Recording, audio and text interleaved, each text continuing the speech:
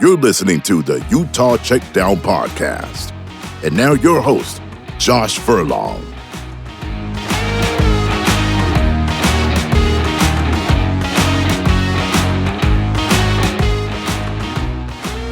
Welcome back to another edition of the Utah Checkdown Podcast. I am Josh Furlong. Happy to be back with you again. It's game week. We're happy to be back. We got UCLA on the docket this week. Utah kicked off its game week with a little press conference from Kyle Whittingham. We'll hear from the players a little bit later today.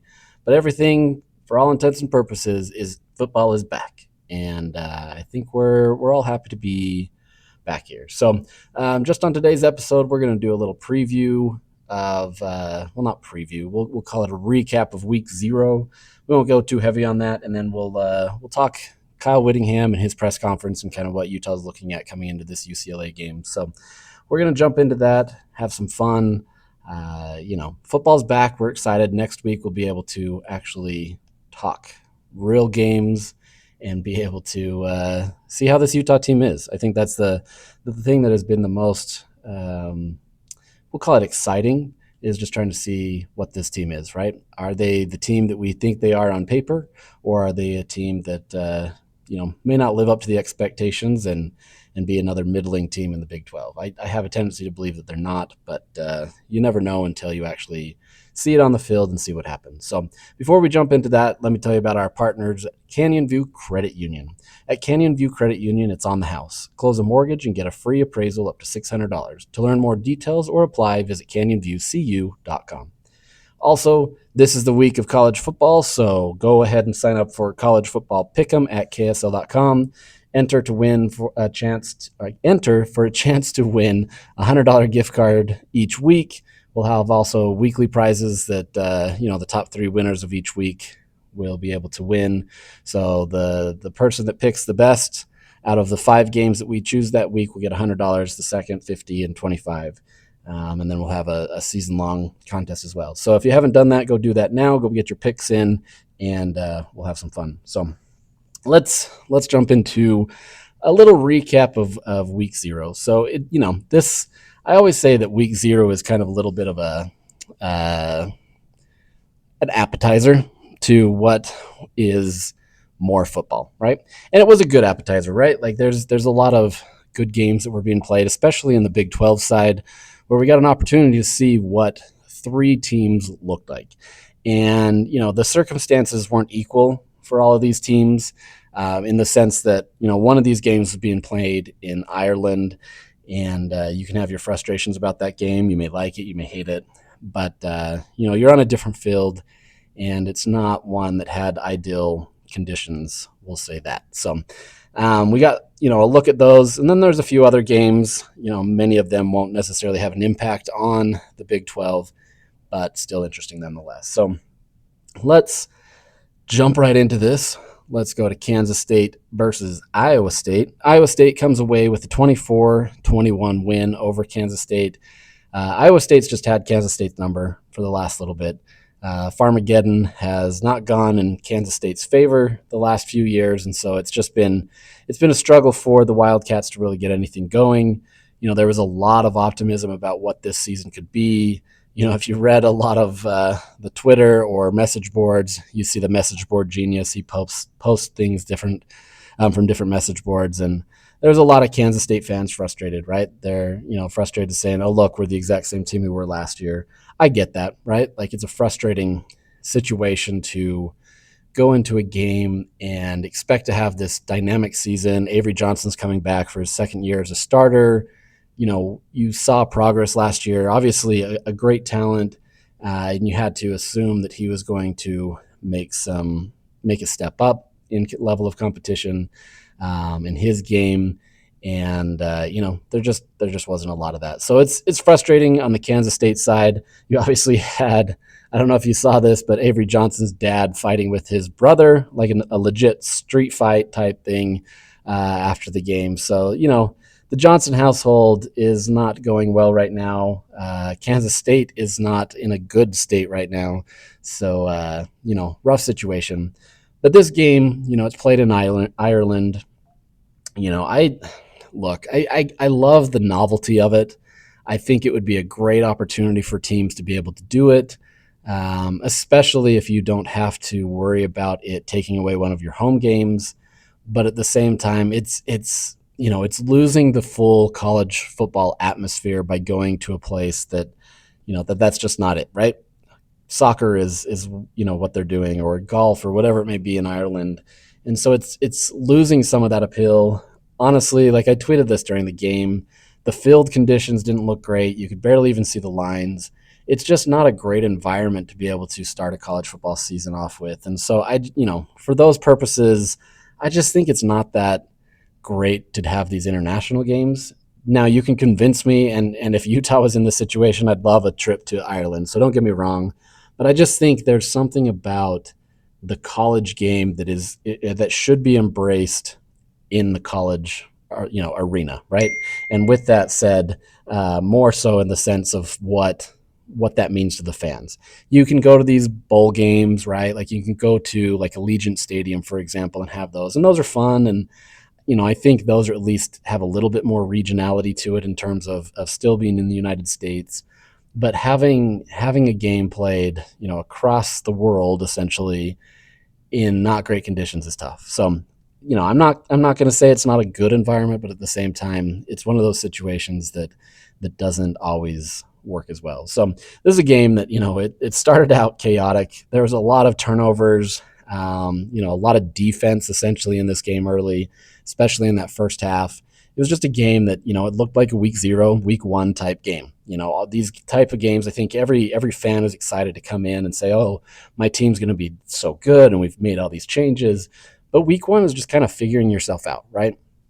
You don't really understand who you have yet, especially in this era of the transfer portal. And so it takes time. And it looked like that. It looked like that for sure in this game. But in the end, like it really felt like Iowa State just had the upper hand the whole time, right? Like they had their own problems, and it wasn't perfect on their end by any means.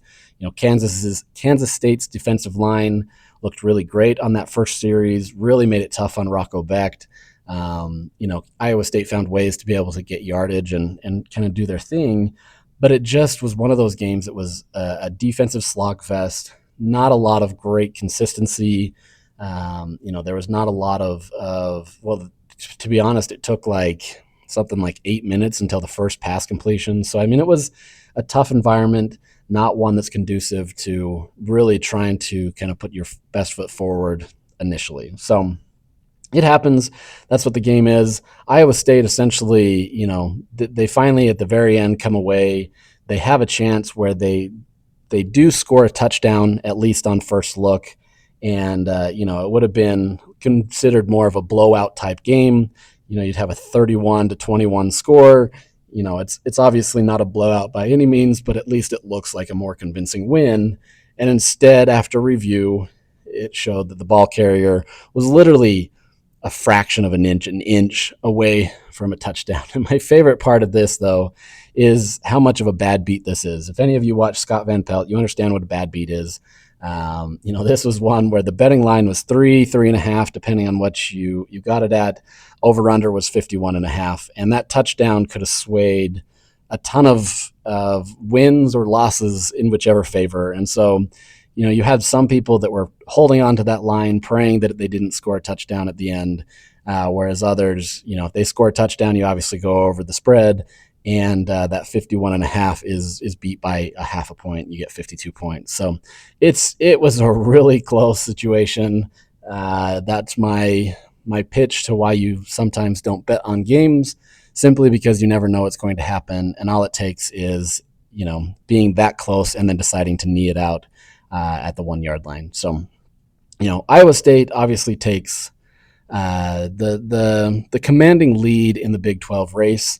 It's easy to kind of look at these games and say, oh, this team is better than the other in week 1, week 0, whatever we're going to call this one.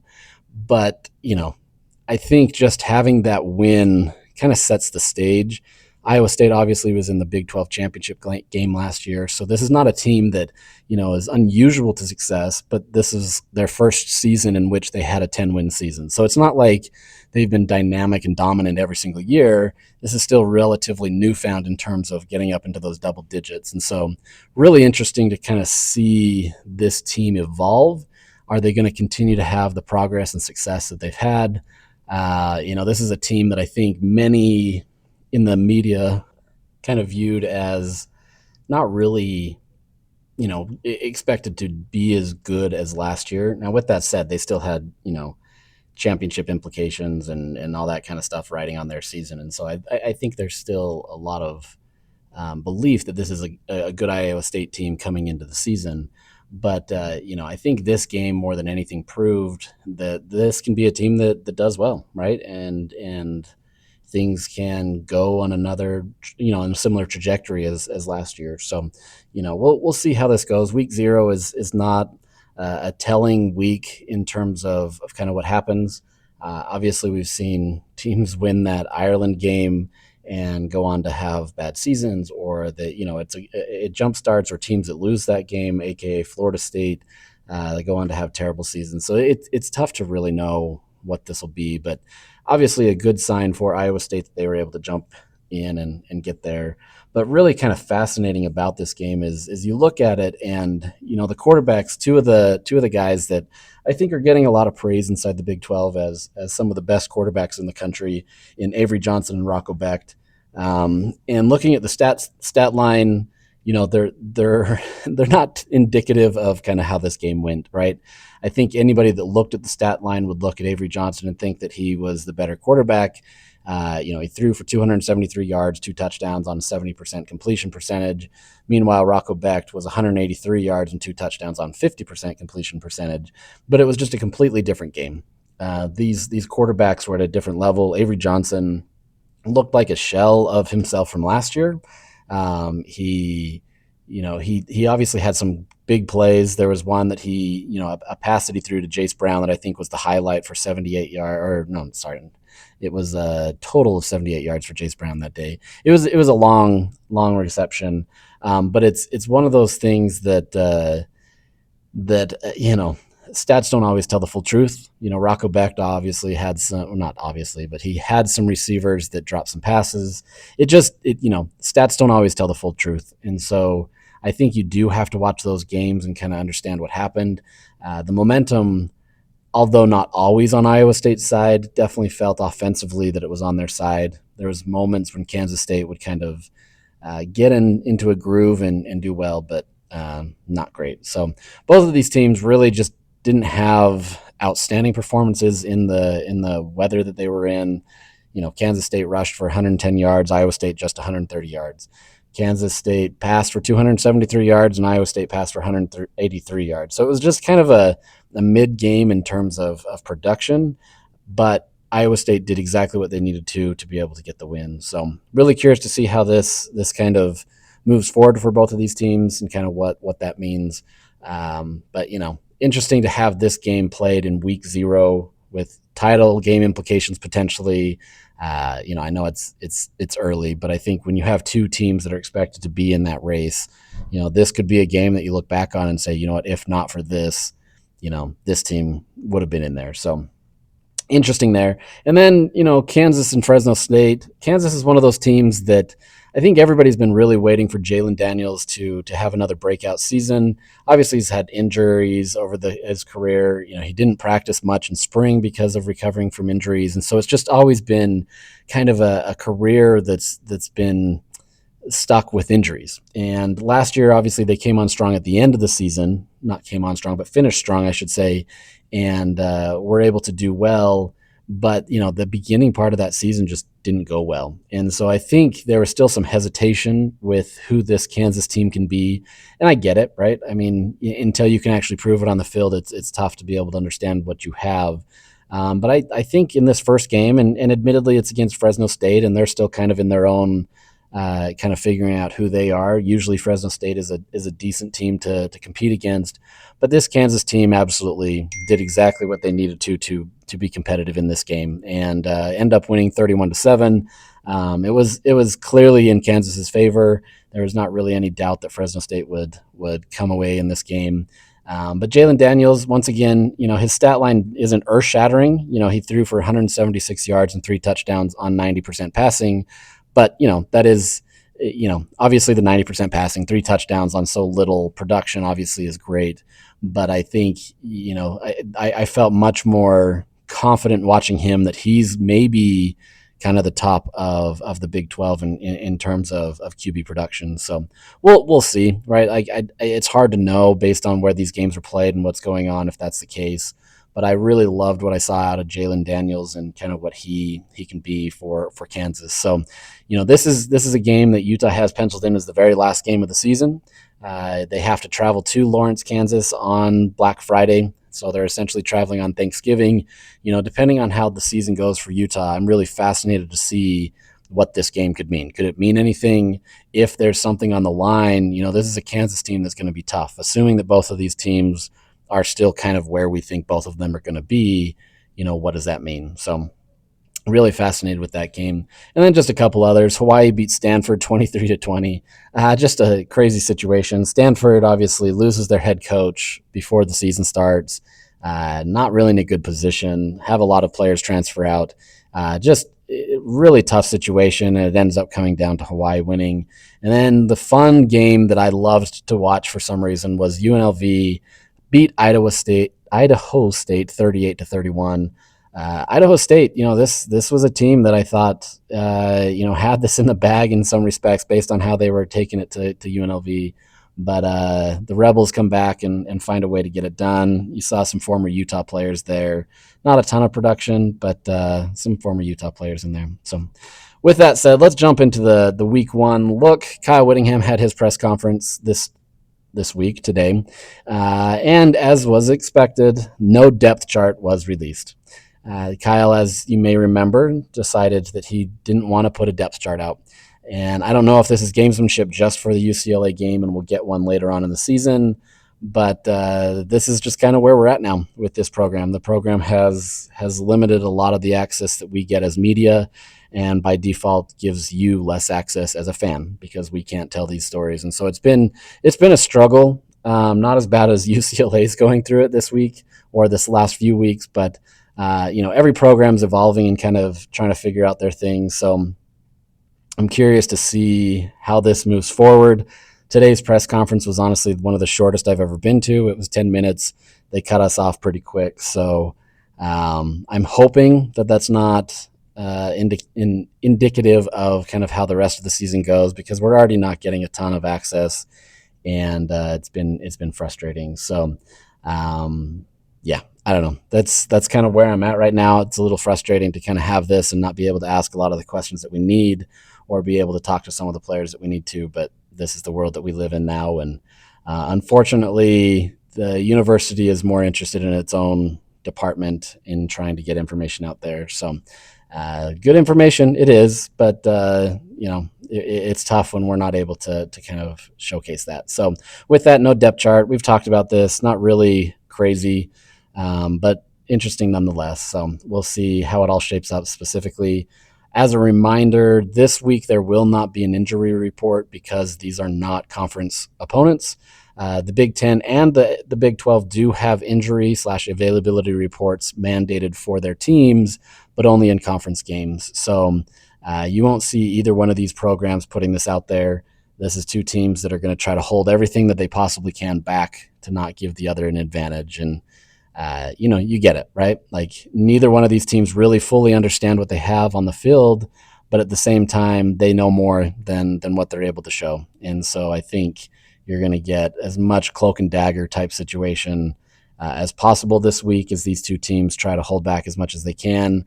And then I'm curious to see kind of how things move forward in the coming weeks. So one of the biggest questions that I have, though, is kind of looking at the offensive identity. And with the offensive identity is more kind of how they're going to establish. We've heard Jason Beck talk about how, the identity can evolve over the season simply because you may go into it having a plan and it doesn't go to plan. And so you have to kind of shift and move and alter it to make sure that you can get to what works. And so Kyle Whittingham talked about it in the sense that, they obviously want to be able to hit in week one in terms of what they feel like is an offensive identity. Obviously, they need to be much better than what they were last year. And assuming Devin Dampier stays healthy, I believe they believe that they have what it takes to be able to do it. But none of that will be known. The reality is here, they're trying to establish the run, right? Like that's what they're going to try to do. This is no secret. They've talked about this. This has been a good way of moving forward in the sense that that's kind of what they've wanted to do. But with that, you've got to be able to have, balance. And so, Kyle had talked about how they feel really good about their offense.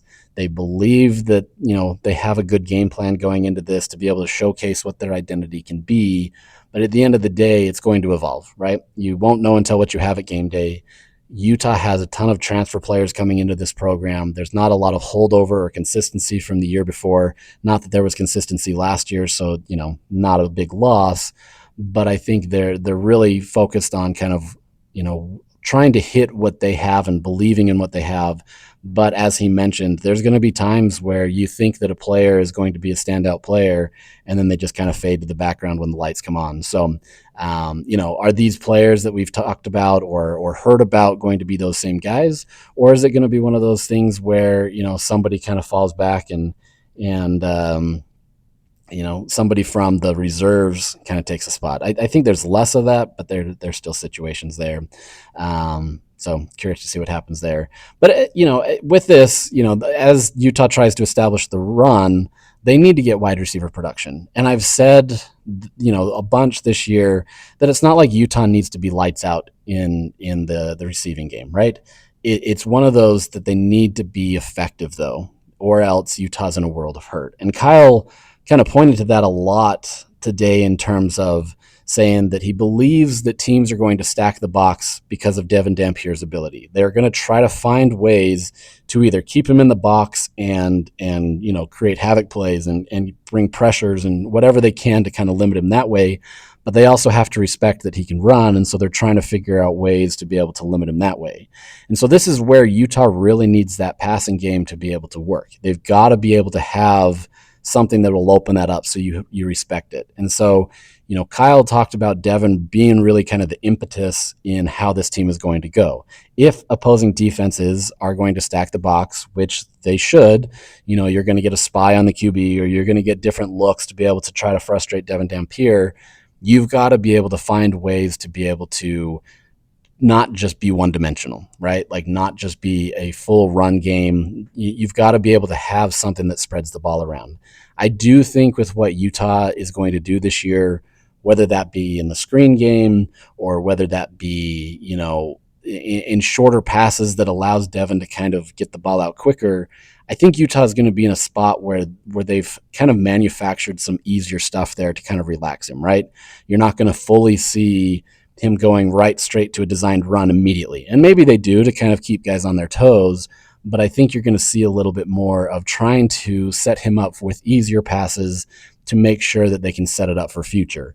As they continue to develop that, maybe the defense sucks in a little bit and tries to expect the run, and then he beats him over the top with a deep bomb. It's really that cat and mouse game of trying to figure out how Utah can be balanced. Part of that balance is honestly just going to be the wide receiver stepping up. All right. Like we don't know a ton about this unit.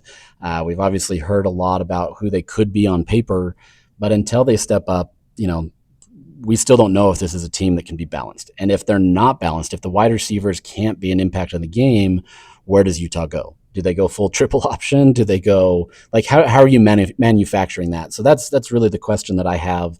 I'm curious to see how that goes. Kyle was asked a question about Tobias Merriweather, who I think many assume is going to be wide receiver one.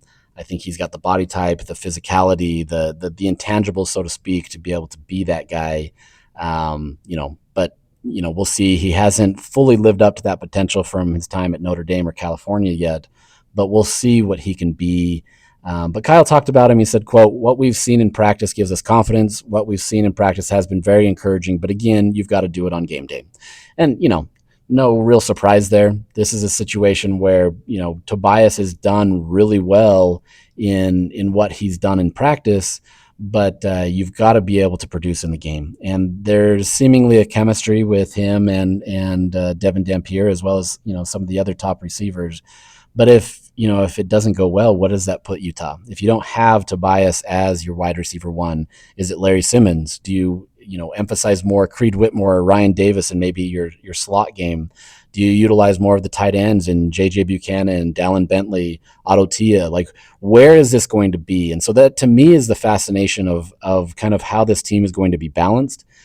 Is it going to be the wide receivers, or is it the tight ends? Is it going to be different looks to be able to make sure that this team can do what they need to? To me, that's kind of the fascination there. So I'm really curious what happens there. Looking at the defensive side, Kyle said that they look, quote, very solid during fall camp. But then he added the caveat that they've struggled against the first team offense at times. He doesn't know if that's a good thing or a bad thing to some extent. We'll see what that means. I have heard that this offense, the first team offense, has been really stacked and solid, and they've been able to do really well at moving the ball. But is that an indication that Utah is really good on the offensive side of the ball and Devin Dampier is great? Or is that one of the things where you've got a defense that's just not really up to snuff and not able to do what they need to? So really curious there. Look, I mean, everybody's fascinated to know what's going on. You need Devin Dampier to stay healthy. You need him to be able to be effective. You need that offense to gel and be able to click, because I think most people expect to be able to get a consistent level on the defensive side of the ball, but we'll see what happens. And then lastly, just them studying UCLA. They have a new offensive coordinator from Indiana, so they've been watching a lot of tape on them. This is a UCLA team that's going through a bunch of transition as well. They went 5-7 last year, and so there's going to be a lot of questions about this team as well. We'll do a deeper dive on this later in the week as I bring on a guest to be able to talk about it. But this is a UCLA team that has a lot to prove as well. Utah obviously has a lot to prove with their 5-7 season, but this is a team that really needs to take hold in the Big Ten. And as it stands, it just doesn't seem like they have enough pieces to be able to be there yet, right? And I'm not saying competing with Penn State, Oregon, Ohio State, Michigan type levels. I think it's just really taking it to that next level to be competitive in the Big Ten. They had some good games last year, but this is a team that's got a lot more questions about it than Utah. And so really curious to see how they manage this. Is the new offensive coordinator good? Is Nico Iamaleava going to be a good quarterback for UCLA? How does he gel not being with the team that long? It's going to be really interesting to see how that goes. So like I said, we're going to get a guest on later this week to be able to discuss this. I've got to run. We've got practice again to go to and talk to players. So, we're going to do a little bit more deeper dive, but this is the last week of not having games. So hopefully we'll be able to do a little bit more deeper dive on some of these things, trying to be able to understand what this Utah team is. Are they going to be good? Are they going to, beat their 5-7 expectations? Are they going to have a higher ceiling? What's it going to be? So with that, we're going to sign out today, and we'll catch you later this week as we preview UCLA. With that, adios.